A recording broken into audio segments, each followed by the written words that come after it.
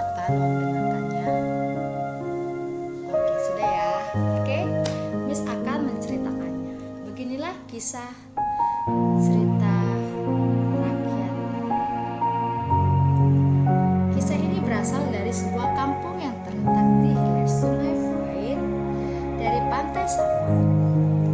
Hiduplah sepasang suami istri yang berbahagia. Suami bernama Biwirpit dan istrinya bernama Tewero. Mereka memiliki seorang anak tunggal yang sangat dikasihi dan dicintainya. Anaknya bernama Cipriu. Karena Cipriu merupakan anak tunggal, maka dia sangat dimanja. Namun sayangnya sangat penakut. Sifat penakut Cipriu inilah yang menggoreskan kisah tragedi yang dalam. Pada suatu hari yang cerah, ketika mereka duduk-duduk dekat tunggu sambil membakar sagu dan daging kasuari hasil buruan Biwiripit.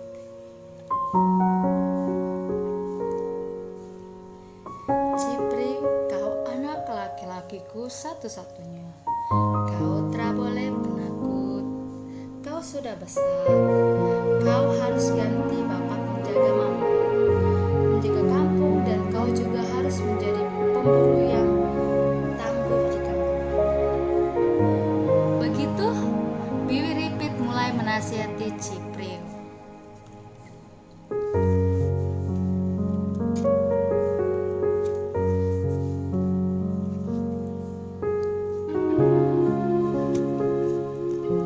Cipriu kan masih kecil, jadi masih penakut apa-apa. Tiba-tiba Teweraut membela.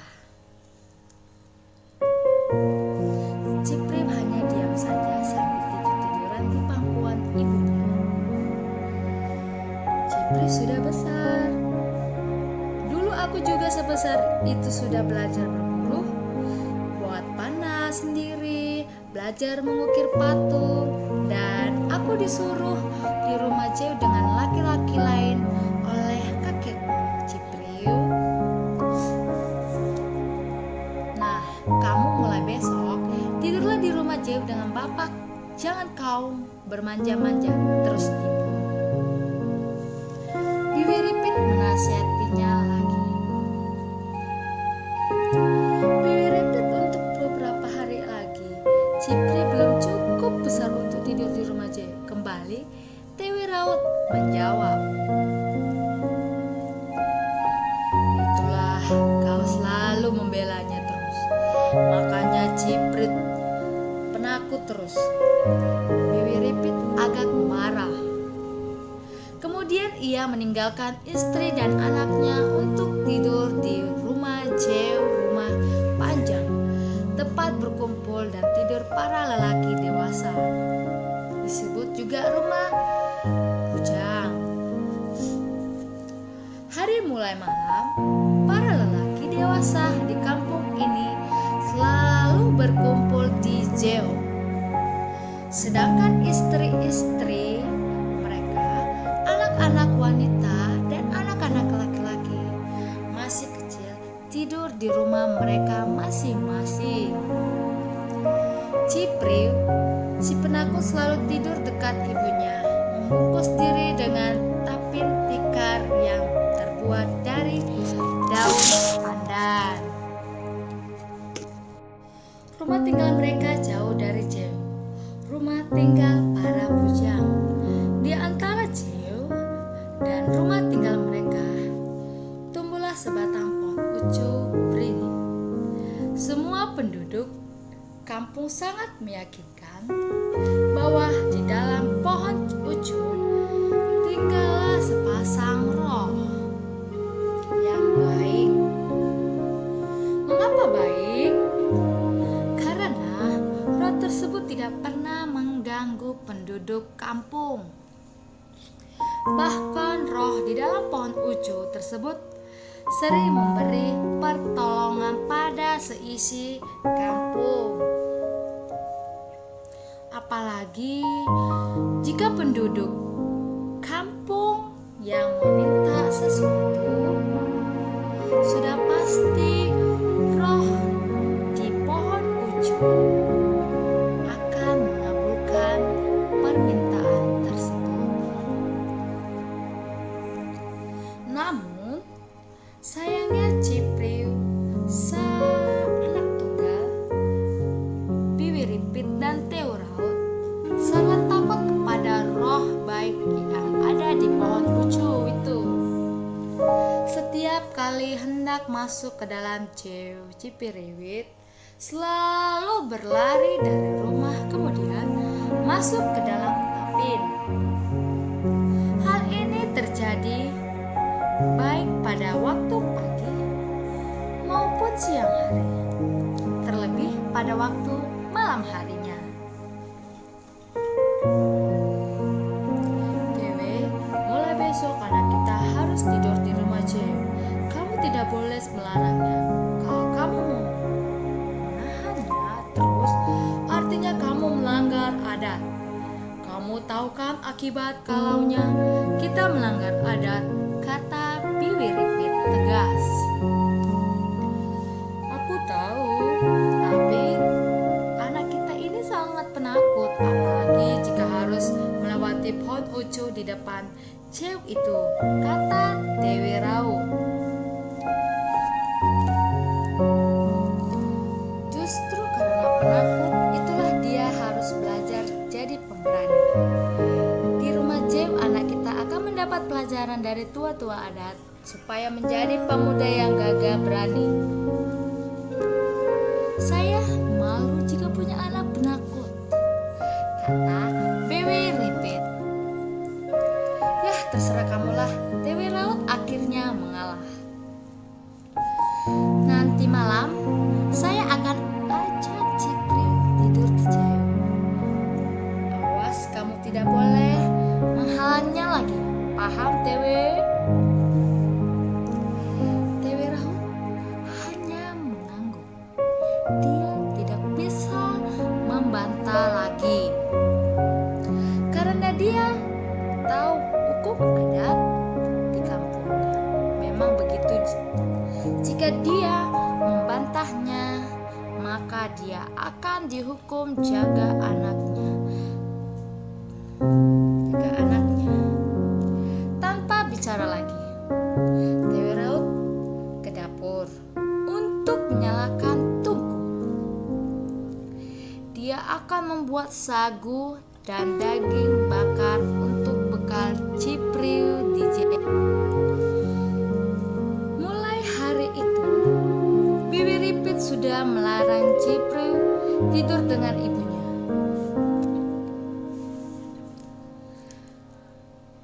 Sebagai anak yang sudah cukup umur, Cipriu sudah harus tidur di rumah Ceo bersama laki-laki dewasa lainnya. Namun sayang, Cipriu selalu tidur lebih awal dari teman-temannya. Ketika gelap mulai turun, Cipriu berbaring lebih dahulu sambil membungkus diri di dalam tapin. Ia tidak berani tidur sendiri, selalu diantar orang banyak.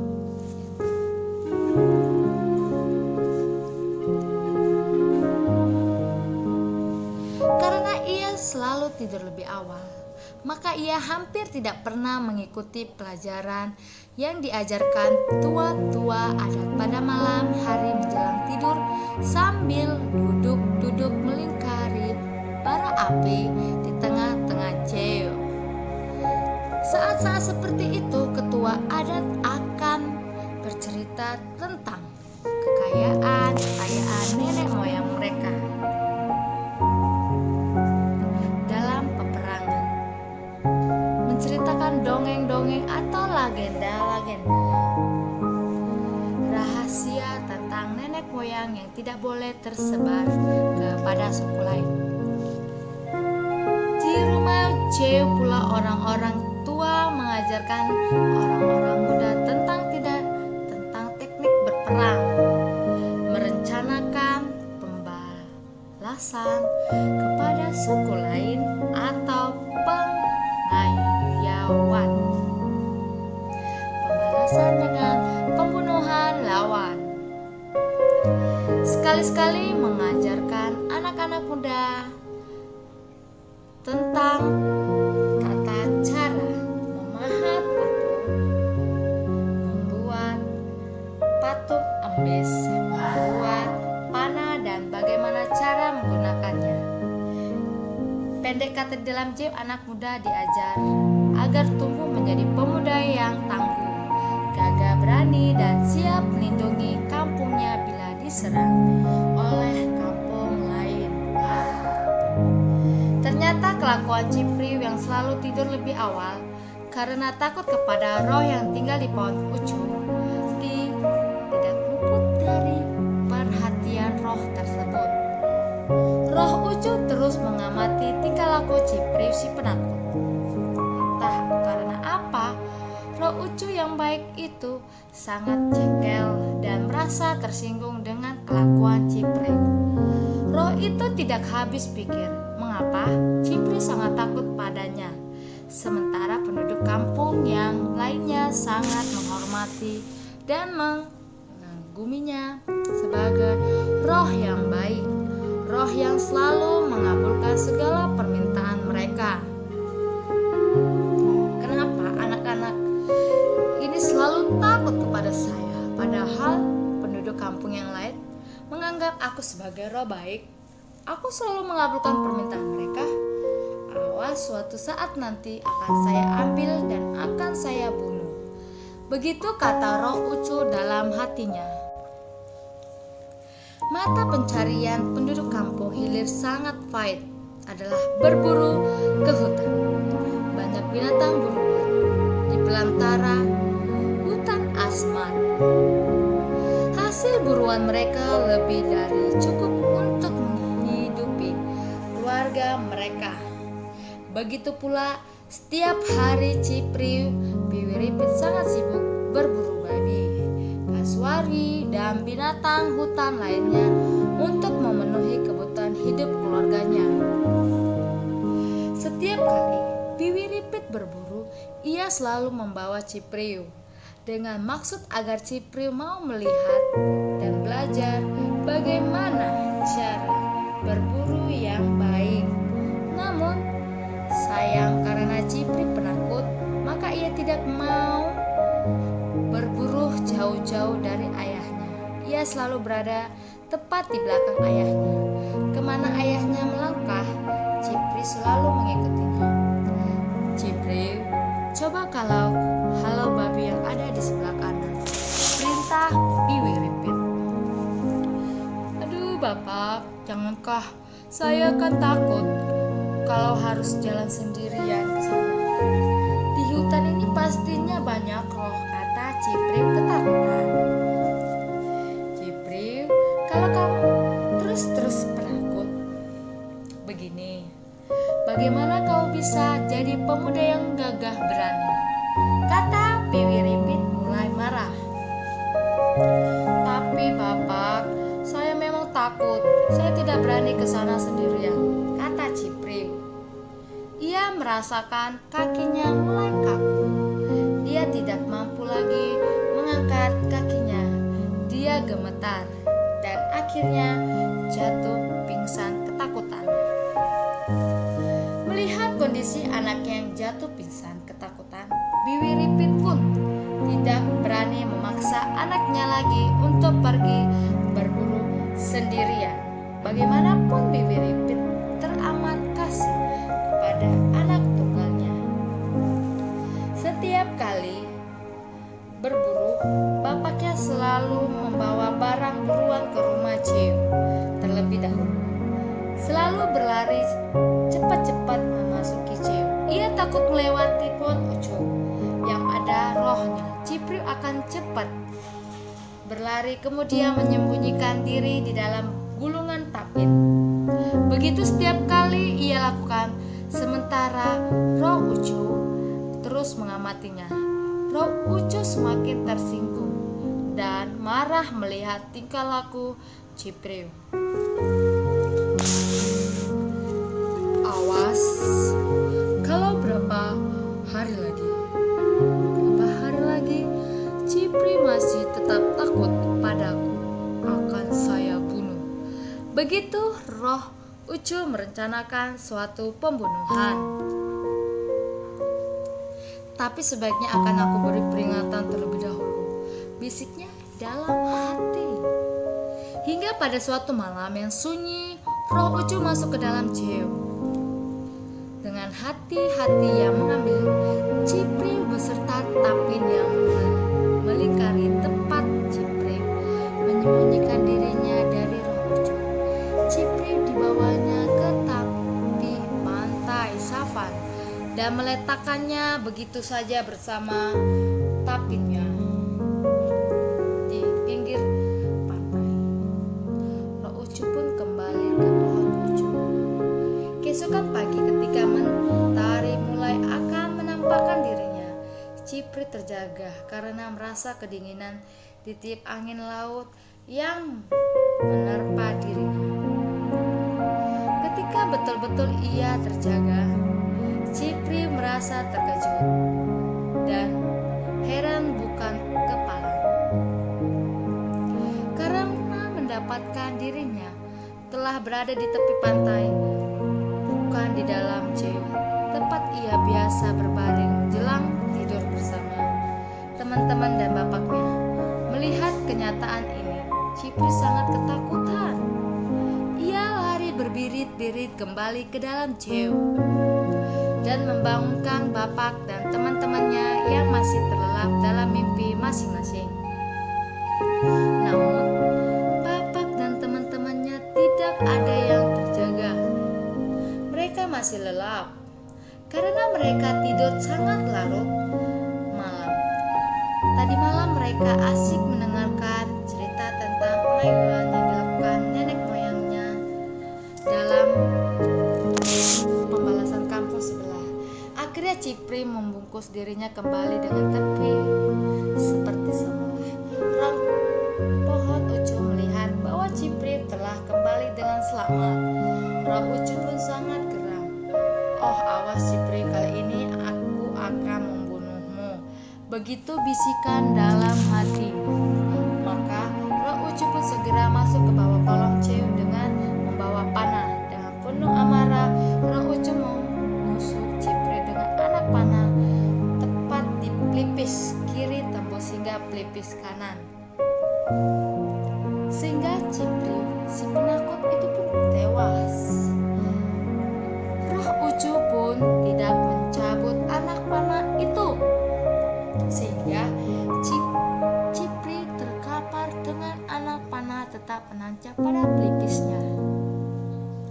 Sementara hari semakin siang, sinar mentari terang menderang menyinari perkampungan di Sungai Fight. Semua orang tertidur. Ceu telah terjaga dari mimpinya. Mereka mulai sibuk dengan aktivitas masing-masing. Ada yang mengasah panah, ada yang membuat bara api untuk membakar daging babi sisa semalam tadi, ada yang mengambil air, ada pula mulai memahat menyelesaikan ukiran patung bis pesanan keluarga yang meninggal.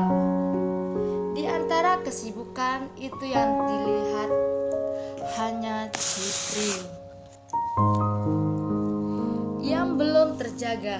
Maka salah seorang membangunkan Cipri tanpa membuka tapin yang membungkusnya terlebih dahulu. Cipri ya, Bayu Putita. Cipri, bangun sudah. Teriaknya tidak ada jawaban. Cipri ya, Bayu Putita. Cipri, bangun sudah. Kembali ia berteriak sambil mengguncang-guncang Cipri. Cipri tetap berbaring, tak bergerak. Sekali lagi Cipri dibangunkan. Bayu Putita, Cipri ya, bangun sudah. Begitu ia berteriak membangunkan Cipri, tetapi tidak ada tanda bahwa Cipri mendengarnya suara itu. Isi Tapin tetap membisu dalam kaku yang dingin. Temannya merasa heran dan penasaran. Tidak biasanya Cipri tidur sampai sesiang ini. Biasanya Cipri bangun lebih awal dari teman-temannya karena ia berbaring lebih awal. Maka dengan rasa penasaran dibukalah dengan segera Tapin Cipri. Roh yang agung, tolong! Ia berteriak terkejut dan sangat ketakutan ketika mengetahui Cipri telah berbujur kaku tanpa nyawa dengan anak panah menembus pelipis kiri hingga tembus pelipis kanan. Wah, adat, bapak, teman-teman, tolong! Cipri telah meninggal.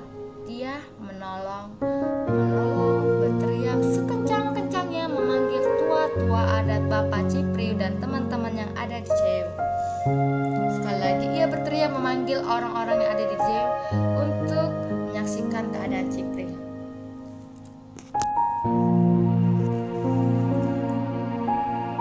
Orang tua Cipri yang sudah ada di rumahnya dipanggil. Keduanya dengan tergesa-gesa pergi menuju jauh. Mereka mendapai anak tunggalnya sudah terbujur kaku meninggalkan semua yang dicintainya dengan cara menggenaskan. Meledaklah tangis Bibi Ripit dan Tewi Raut. Meraung-raung, mereka berguling-guling melumuri diri dengan lumpur. Demikian juga pula dengan penduduk seisi kampung larut dalam duka teramat dalam. Iya, ini pembunuhan yang menuntut balas pengayuan. Begitu bisikan hati mereka. Hari itu merupakan hari bergabung bagi Cipri yang malam. Melalui proses adat, senja pun datang menghampiri. Matahari tergelintir di langit sebelah barat, seolah-olah dalam cahaya yang pucat. Yang suram ikut berduka bagi Cipri yang mati mengenaskan. Cipri diantar ke tempat pembaringan, kemudian dikuburkan Jefsen di depan Jeo dengan anak panah yang masih tetap terancam di pelipis kiri yang menembus pelipis kanan. Panah itu tidak cabut terkubur bersama jasad Cipri yang malam. Pada malam hari ketika kampung telah sunyi, tiba-tiba timbul keajaiban yang kelak akan mengukir sejauh sejarah. Sebuah legenda telah hadir. Tumbuhlah sebatang pohon aneh tepat di atas kuburan Cipri.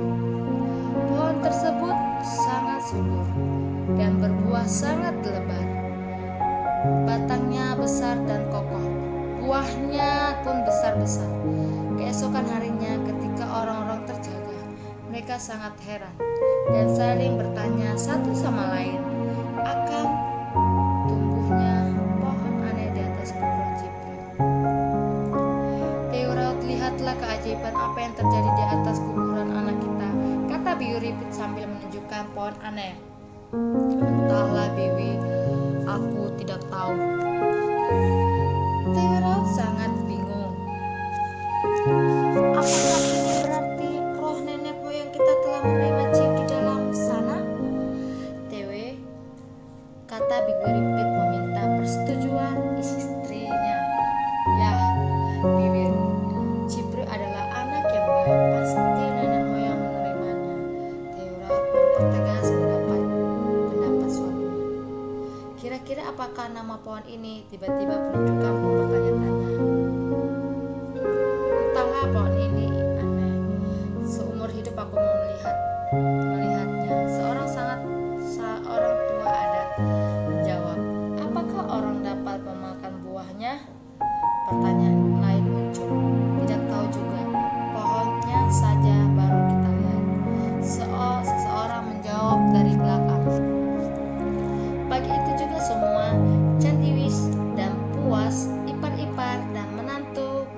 berkumpul di depan cewek mengelilingi pohon aneh yang berbuah dengan lebat.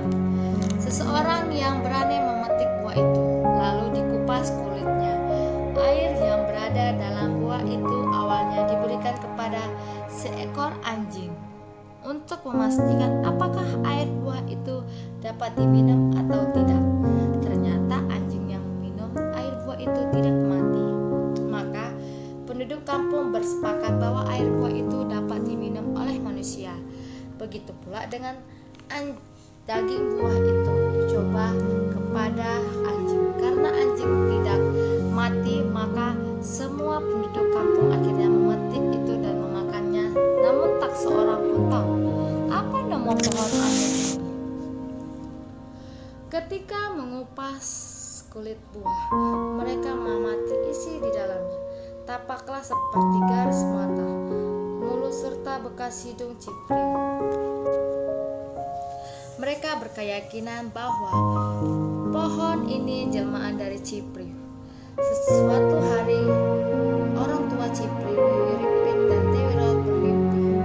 Dalam mimpinya ia mendapat pesan untuk menamakan pohon itu Jisin, yaitu artinya pohon kelapa. Adapun buahnya bernama Akiamanmak, artinya buah yang berasal dari orang mati. Paginya Wiwi Ripit dan Teo Raut mengabarkan kepada seluruh kampung. Saudaraku, saudaraku penduduk kampung, tadi malam kami bermimpi yang sama. Begitu Wiwi Ripit mulai bicara. Apa yang ada dalam mimpimu, Wiwi? Seorang penduduk kampung menyala dengan tidak sabar. Dalam mimpi kami mendapatkan pesan bahwa pohon aneh berbuah lebat yang tumbuh di atas kuburan Cipriu haruslah diberi nama Jisin, pohon kelapa. Sedangkan buahnya bernama Akiamanmak, artinya buah yang berasal dari orang mati. Begitu Wiwi Ripit menyampaikan isi mimpinya.